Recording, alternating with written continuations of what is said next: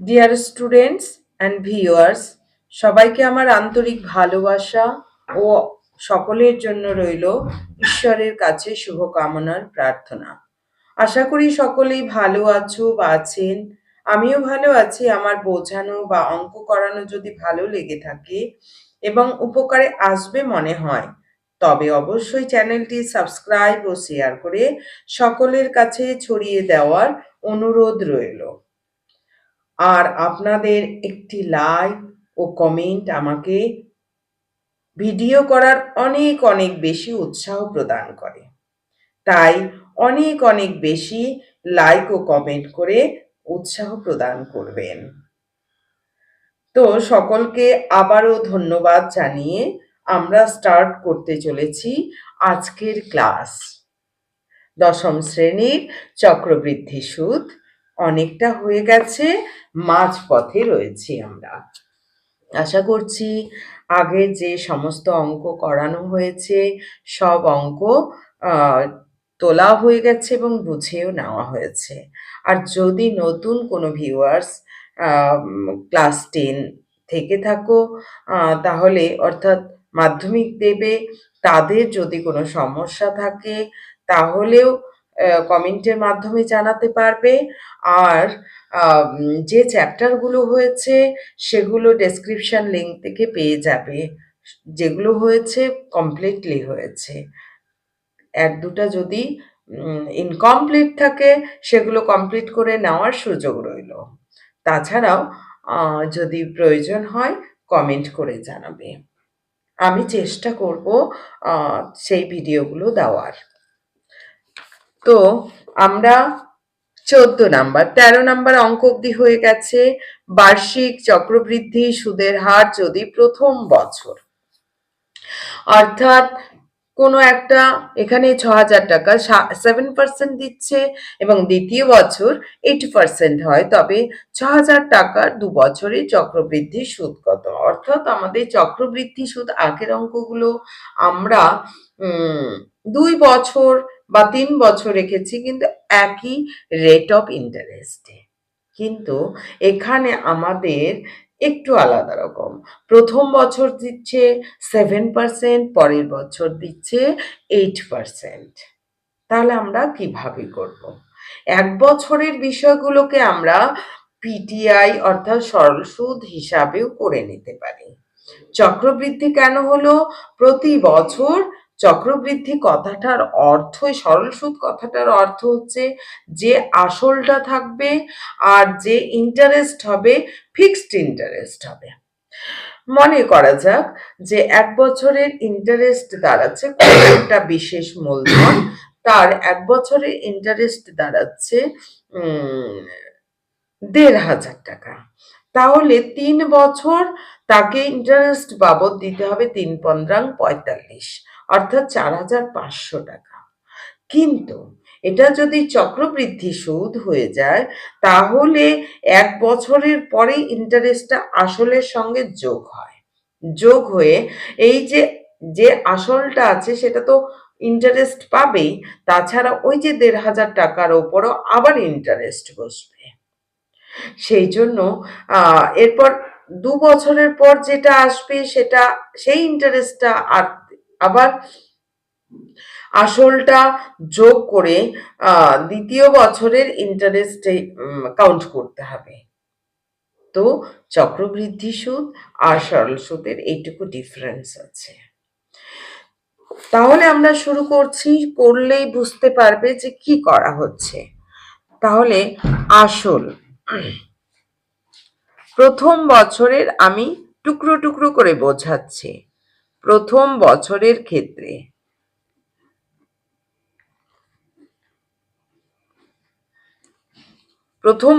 ক্ষেত্রে অর্থাৎ প্রথম বছর যে দেওয়া হলো তার ক্ষেত্রে কত ইন্টারেস্ট বাবদ আমরা পাচ্ছি সেটা বের করে নেব।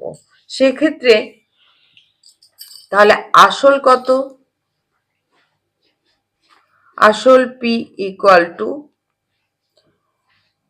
6,000 টাকা, বই রয়েছে 6,000 টাকা। সুদের হার সুদের হার আর ইকুয়াল টু 7%। সময় আমরা কি 1 বছর, 2 বছর, সময় n ইকুয়াল টু 1 বছর। 1 বছর আমি চক্রবৃদ্ধি সুদেরই ফর্মুলাটা কেন করছি? পিটিআই করেও আমরা করতে পারতাম, এটাতে আমি একেবারে সমূল চক্রবৃদ্ধি পেয়ে যাব। অর্থাৎ সমূল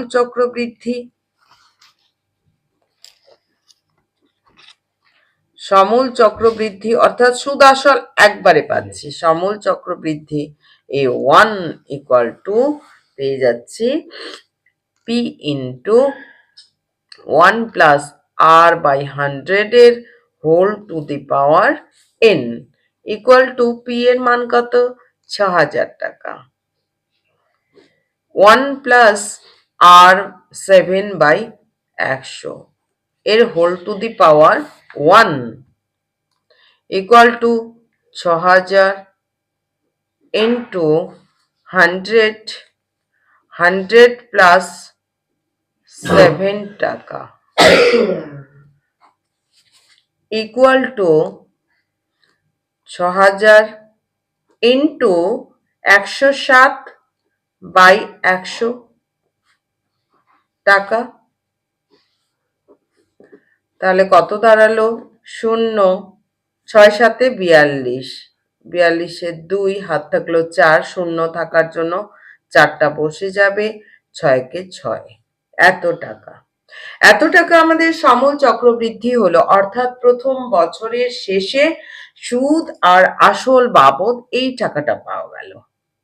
এই টাকাটার উপর এইবার আবার দ্বিতীয় বছরের জন্য কিন্তু ইন্টারেস্ট কাউন্ট হবে এই টাকাটার উপর।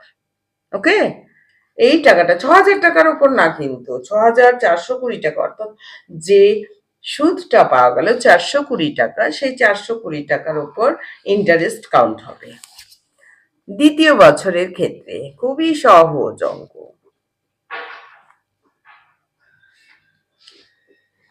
বছরের ক্ষেত্রে এইভাবে করাতেই, যে এইভাবে আমি করে দিচ্ছি, এইভাবে করাতে মানে আরো ক্লিয়ার বিষয়টা মনে হবে।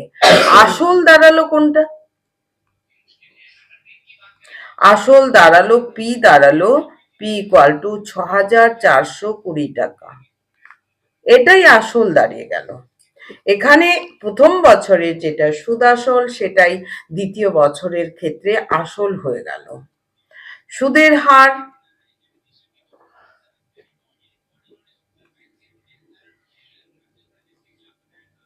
আর ইকুয়াল টু পরের বছর আমাদের 8% হারে দিতে হচ্ছে, 8% হারে দিতে হচ্ছে।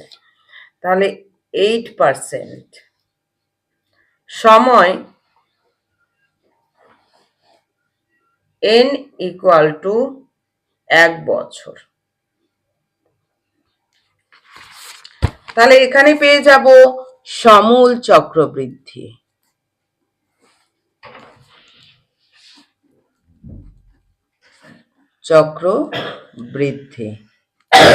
সমূল চক্রবৃদ্ধি নাম দিলাম A2 equal to P into 1 plus R by 100 এর whole to the power n equal to P এর মান হচ্ছে 6420 টাকা ইন্টু 1 প্লাস আর মানে 8/100 এর হোল টু দি পাওয়ার 1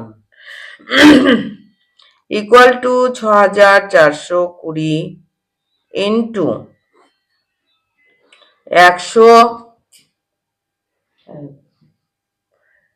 100 যোগ 8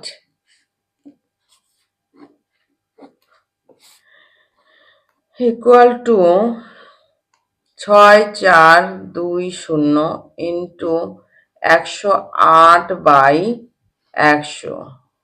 এটা কাটলাম, আর কাটলাম না কারণ 5 থেকেই যাবে, ওটাকে আবার করতে হবে, কিন্তু এইটা গুণ করা আমাদের বেশি সুবিধে।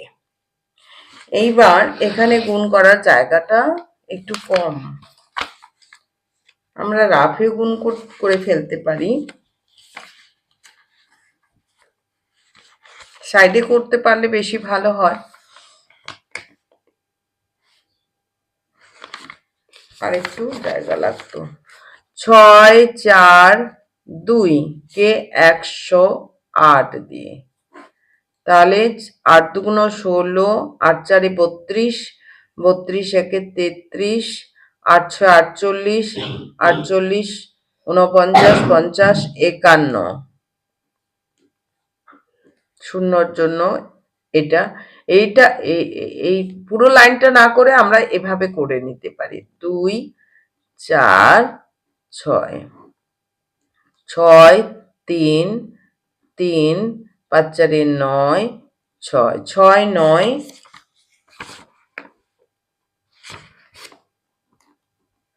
6 9 3 3 3 3 6 ডিভাইডেড বাই 10 টাকা। এটা ডিভাইড করলে দশমিক এক ঘর সরে যায়।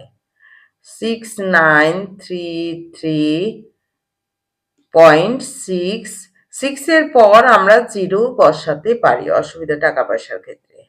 তাহলে 6933 টাকা 60 পয়সা। আমাদের কি বার করতে বলছে? চক্রবৃদ্ধি সুদ কত। তাহলে সমূল চক্রবৃদ্ধি আসল কত ছিল? পি, পি মানে 6000 টাকা। তাহলে চক্রবৃদ্ধি সুদটা আমরা পেয়ে যাব। অতএব চক্র বৃদ্ধি 2 বছরের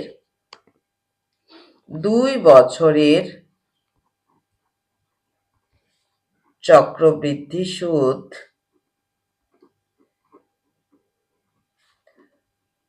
2 বছরের শেষে যে সমূল চক্রবৃদ্ধি হলো, অর্থাৎ A2 minus P, A2 minus P অর্থাৎ হচ্ছে 6933.60 মাইনাস 6000 টাকা। তাহলে দাঁড়াচ্ছে 933.6 টাকা। তাহলে উত্তরে কি লিখবো? উত্তরে আমরা লিখব, তবে 6000 টাকার 2 বছরের সমূল, 2 বছরের চক্রবৃদ্ধি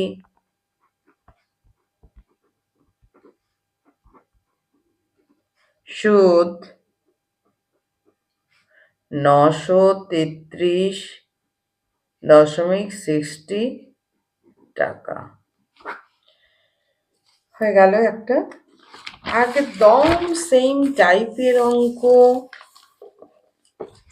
পরেরটা 15 নাম্বারটা বলেছে বার্ষিক চক্রবৃদ্ধি সুদের হার যদি প্রথম বছর 5%, তাহলে এই আগের অঙ্কটাতে 7% ছিল, পরের অঙ্কটাতে 5% আছে। দ্বিতীয় বছর 6%, 8% ছিল, 6%, তবে 5000 টাকা 2 বছরে চক্রবৃদ্ধি সুদ কত? একদম হুবহু একই টাইপের, পার্সেন্ট শুধু ডিফারেন্স হবে, এই জন্য এটা আমি হোমওয়ার্ক দিলাম। তাহলে হোমওয়ার্ক হিসাবে থাকলো একদম সেম টাইপের অঙ্ক নিজেরা করে আমাকে হোমওয়ার্ক থাকলো। তাহলে কত নাম্বারটা? 15 নং কোশ্চেন।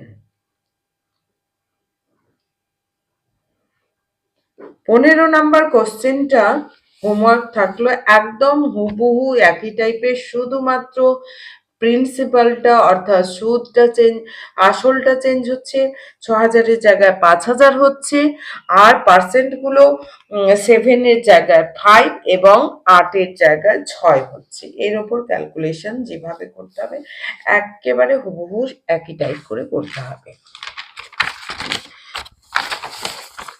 তাহলে পরের অঙ্কটাতে আমরা 16 নাম্বার অঙ্কটাতে এবার চলে যাচ্ছি। কোন নির্দিষ্ট পরিমাণ মূলধনের 1 বছরের সরল সুদ 50 টাকা এবং দ্বিতীয় বছরের চক্রবৃদ্ধি সুদ 102 টাকা যদি হয়, মূলধনের পরিমাণ ও বার্ষিক সুদের হার নির্ণয় করো।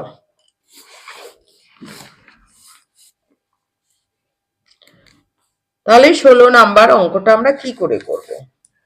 কোনো নির্দিষ্ট পরিমাণ মূলধনের 1 বছরের সরল সুদ, অর্থাৎ সরল সুদ দিয়ে দিয়েছে। সরল সুদটা কি? I equal to PTI by 100। ঠিক আছে, পি এখানে সরল সুদ এবং চক্রবৃদ্ধি সুদও দিয়ে দিয়েছে। তাহলে মূলধনের পরিমাণ ও বার্ষিক সুদের হার নির্ণয় করো। মূলধনও জানা নেই এবং বার্ষিক সুদও জানা নেই। তাহলে ধরি মূলধন, মূলধনটাকে কি বলা হয়? মূলধন বা আসল, ওটাকে আমরা আসল হিসাবে ডিনোট করছি। আসল পি ইকুয়াল টু এক্স টাকা। সুদের হারও আমাদের দেওয়া নেই। সুদের হার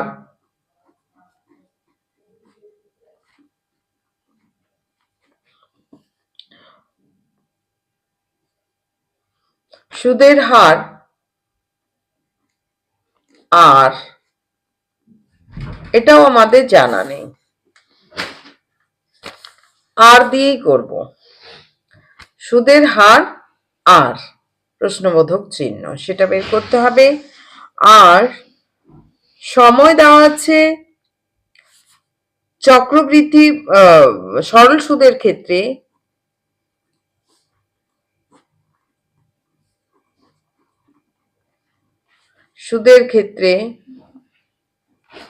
সরল সুদের ক্ষেত্রে সময় কত দেওয়া আছে? সময় টি ইকুয়াল টু, এখানে দিয়ে দিয়েছে 1 বছরের সরল সুদ 1 বছর। তাহলে I ইকুয়াল টু পিটি, আর একই ব্যাপার, আর বাই 100, পিটিআই বা পিটিআর। এখানে পি হচ্ছে এক্স ধরেছি, টি হচ্ছে 1 বছর, আর হচ্ছে আর পার্সেন্ট বাই 100।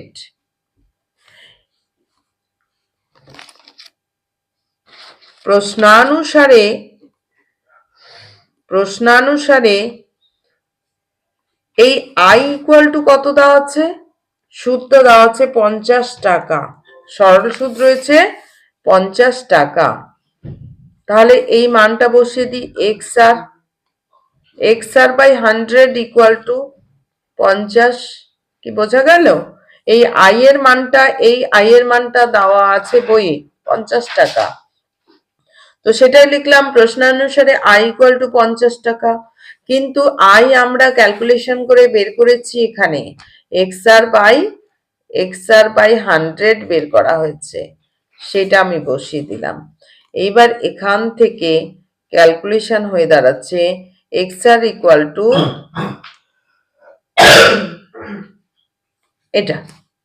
এটা 1 নাম্বার দিয়ে আমরা রেখে দিলাম। এবার চক্রবৃদ্ধি সুদের ক্ষেত্রে, চক্রবৃদ্ধি একদম সরল সুদের ক্ষেত্রে এবং চক্রবৃদ্ধি সুদের ক্ষেত্রে লিখছি, কিন্তু এই পোর্শনটা কিন্তু সবার উপরে আছে, মানে সবার জন্যই প্রযোজ্য। চক্রবৃদ্ধি সুদের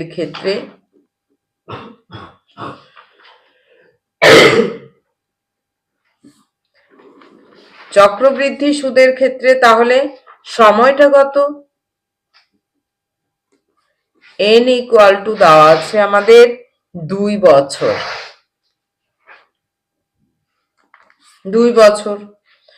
তাহলে চক্রবৃদ্ধি সুদ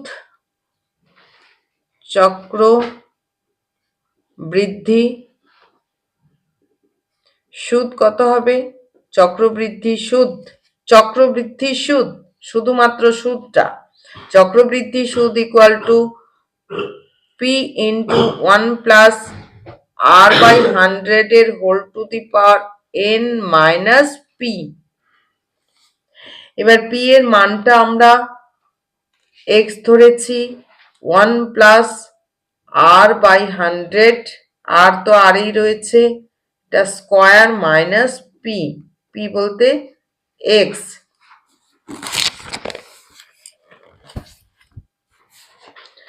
ইকুয়াল টু এটা আমাদের ক্যালকুলেশন করতে হবে। এক্স কমন নিলাম, 1 প্লাস আর বাই 100 এর হোল স্কোয়ার মাইনাস 1। খুব মজার অঙ্কটা। এক্স এটা হচ্ছে এ প্লাস বির হোল স্কোয়ারের ফর্মুলা, তাহলে a square plus 2 a b plus b square minus এটা হয়ে গেল -1 equal to x into 1 plus এটা কেটে দিতে পারি 50, তাহলে r by 50 plus r square by 1 4টা 0 -1, এই 1 কেটে গেল, তাহলে থাকলো x R by 50 plus x R into R by, এটা লিখতে পারি, কি লেখা যাবে তো, এক্স আর ইন্টু আর। এক্স আর এর মানটা আমরা পেয়ে যাব কোথা থেকে, 1 নং থেকে, সেই জন্য নং লিখে রেখেছি। 1 নং থেকে এক্স আর এর মান বসিয়ে এক্স আর এর মান কত পেয়েছি আমরা, 5000। এই যে এক্স আর এর মান আমাদের বেরিয়েছে 5000, এই 5000 মানটা আমরা বসিয়ে দিব এক্স আর এর জায়গায়। তাহলে 5000 বাই 50 প্লাস এক্স আর এর জায়গায় 5000 ইন্টু আর থেকে গেল বাই 1 4টা 0,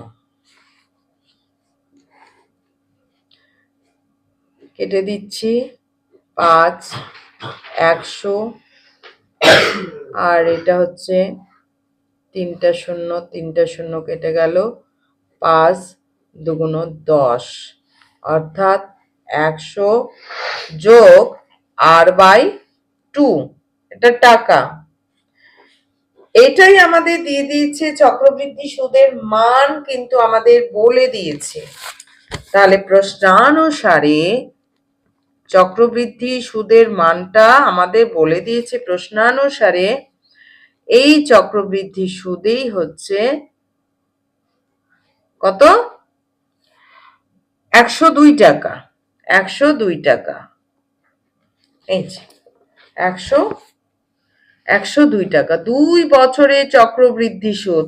আমি ক্যালকুলেশন করে চক্রবৃদ্ধি সুদ এটা কিন্তু বের করলাম, আর প্রশ্নে আমাদের সেই মানটা বলে দিয়েছে, তাহলে এটা ইকুয়াল টু এটা হবে। কার হেল্প নিয়ে, ওই যে সমূল চক্রবৃদ্ধি সরল সুদের হেল্প নিয়ে। এখান থেকে তাহলে আর আমরা পেয়ে যাচ্ছি আর বাই 2 ইকুয়াল টু 102 মাইনাস 100, और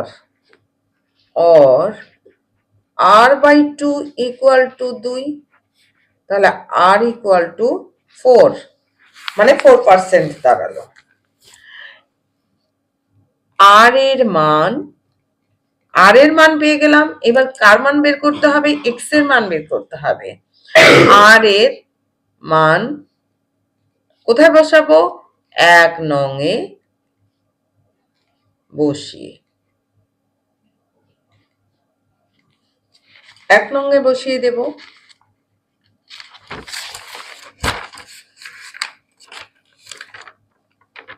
এক্স আর ইকুয়াল টু 5000, তাহলে কি আছে, এক্স আর ইকুয়াল টু 5000 আছে, और আর এর মানটা কত, আর এর মানটা হচ্ছে 4 ইকুয়াল টু 5000,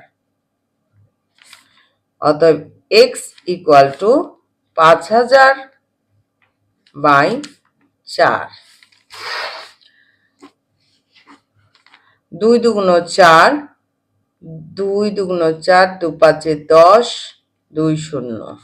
এবার আবার 2 দিয়ে কাটছি, 2 একে 2, 2 দুগুণ 4, 2 5 10, 0, অর্থাৎ 1250 টাকা। তাহলে আসল P ইকুয়াল টু এক্স টাকা ইকুয়াল টু 1250 টাকা। সুদের হার আর ইকুয়াল টু 4%।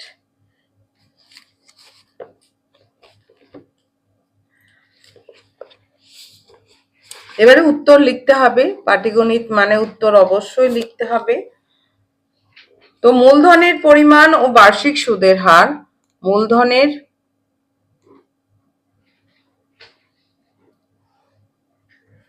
পরিমাণ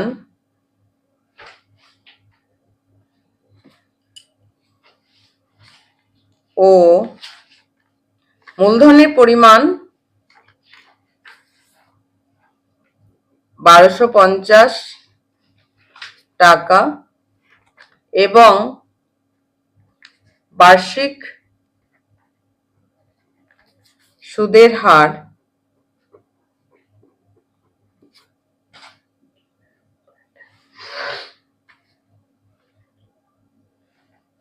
সুদের হার 4% হবে।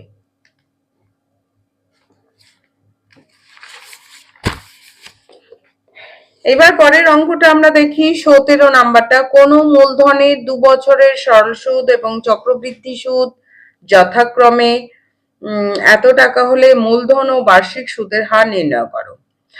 একদম একই অঙ্ক, কিন্তু এটা 1 বছরের ছিল আর চক্রবৃদ্ধি সুদটা 2 বছরের ছিল। এখানে দুটোই 2 বছরের করে।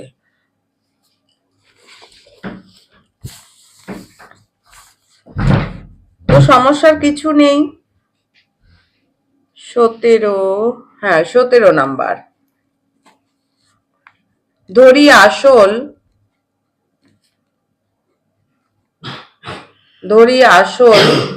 P ইকুয়াল টু এক্স টাকা।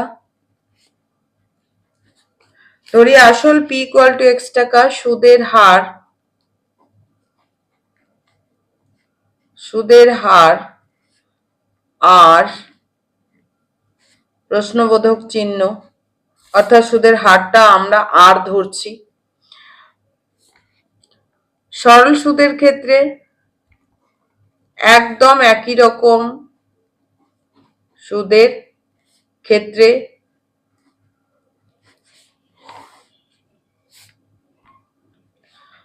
সময়টা, সরল সুদের ক্ষেত্রে সময়কে টি দ্বারা প্রকাশ করা হয়, 2 বছর। অতএব মোট সুদ I equal to PTI by 100 equal to P এর মান কত, এক্স ইন্টু টি এর মান হচ্ছে 2 বছর, আই হচ্ছে R%, আই বলতে আর এখানে লিখে দিব, বাই 100। প্রশ্নানুসারে এটা কত দেওয়া আছে? প্রশ্নানুসারে 2 বছরের সরল সুদ 8,400 টাকা। তাহলে 2xr বাই 100 ইকুয়াল টু 8,400 টাকা, और 2xr ইকুয়াল টু 8,400,000 এই টাকাটা। xr equal to 8,400 divided by 2, কারণ এটা 50 করলে গুণ করতে হবে, সেই জন্য আমি এভাবে গুণ করলাম। এবার 2 4 8, 2 2 4, 4টা 0, অর্থাৎ এক্স আর, ওখানে এক্স আর বেরিয়েছিল ছোট একটা মান, এখানে একটু বড়, এত। এটা 1 নং দিয়ে রেখে দিলাম। অর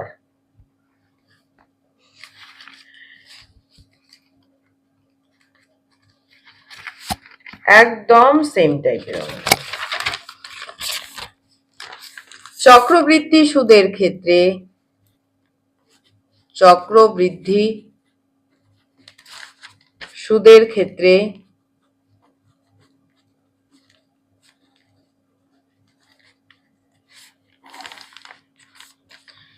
সময়টা এখানে সময় n দ্বারা প্রকাশ করা হয়, ইকুয়াল টু 2 বছর। অতএব চক্রবৃদ্ধি সুদ, চক্রবৃদ্ধি সুদ, চক্রবৃদ্ধি সুদ কত?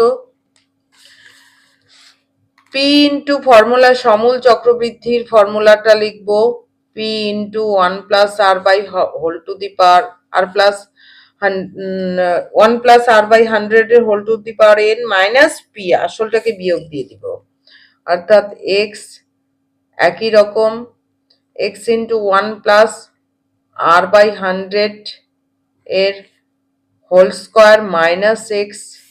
এবার এক্স কমন নিয়ে নিচ্ছি, 1 প্লাস আর বাই 100 এর হোল স্কোয়ার মাইনাস 1। এবার এক্স কমন নিয়ে নিলাম, এটা এ প্লাস বির হোল স্কোয়ারের formula, a square plus 2 a b plus b square minus 1, এই মাইনাস 1,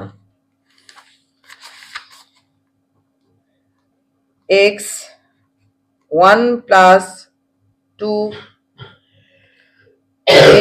এই দুই 50 হলো, তাহলে r by 50 plus r square by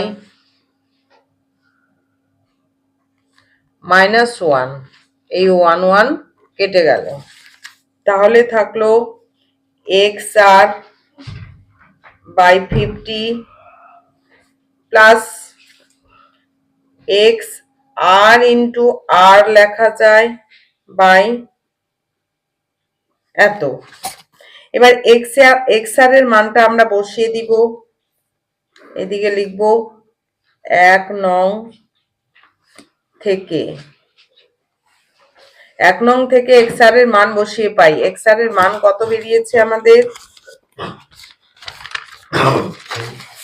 x R এর মান বেরিয়েছে 8, 4 2 4টা 0, এখানে সেটা বসিয়ে দিব, 4 2 4টা 0 ডিভাইডেড বাই 50 প্লাস 4 2 4টা 0 ইন্টু আর ডিভাইডেড বাই এই, তাহলে এই মানটা কেটে দিলাম, 5 কাটা যাবে, 5 8 40, 20 হয়ে গেল, 5 4 20, 5 8 40, 5 4 20, এরপর দুটো শূন্য, আর এটা 4টা শূন্য কেটে গেল, তাহলে 8 4 0 0 প্লাস 42 আর, এটা মানেই প্রশ্নানুসারে কত দেওয়া আছে? প্রশ্নানুসারে এটাই দেওয়া আছে 8652। তাহলে এই মানটা ক্যালকুলেশন করে বের করলাম, আর কিন্তু আমাদের বইয়ে দেওয়া আছে 8652 or 42 R equal to 8600 minus 8400, তাহলে 42 আর ইকুয়াল টু বিয়োগ দিলে কত হচ্ছে 52, এইদিকে থাকছেই 252। বিয়োগ দিতে অসুবিধা হলে বিয়োগ করে নেবে। Equal to 252/42। এই যে যেমন বিয়োগটা আমি দেখিয়ে দিচ্ছি, 8652 8400, তাহলে কত হচ্ছে 52/2। এইবার আমরা 2 দিয়েই কাটবো আগে। 21 দুগুণ 42, 2 একে 2, 2 দুগুণ 4, 2 6 12। এইবার 3 দিয়ে কাটবো, 3 7 21, 3 4 12, 3 দুগুণ 6, 7 6 42। তাহলে r equal to 6। r equal to 6। এই r এর মান 1 নং এ বসিয়ে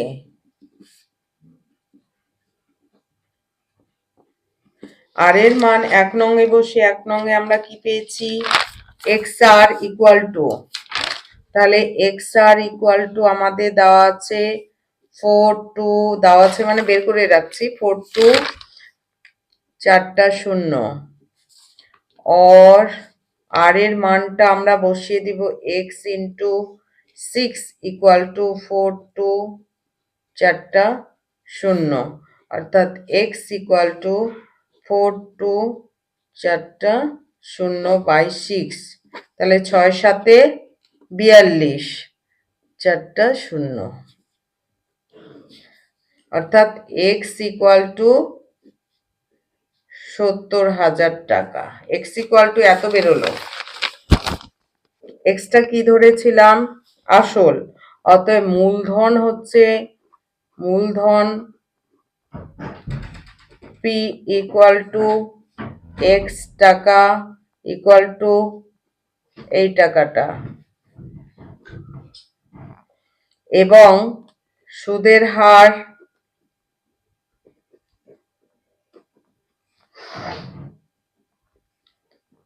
r ইকুয়াল টু 6%। তো এইভাবে তাহলে উত্তরটা লিখে নেবে। তাহলে আমাদের এইভাবে অঙ্কগুলো করতে হবে। একই টাইপের অঙ্ক রয়েছে, বারে বারে করলেই সব কমপ্লিট হয়ে যাবে। তো আশা করছি সকলেই ভালো থাকবে এবং অঙ্কগুলো করবে। আর নতুন ভিউয়ার্স যদি থেকে থাকো তাহলে অবশ্যই চ্যানেলটা সাবস্ক্রাইব এবং লাইক ও কমেন্ট দিয়ে উৎসাহিত করবে। Thank you.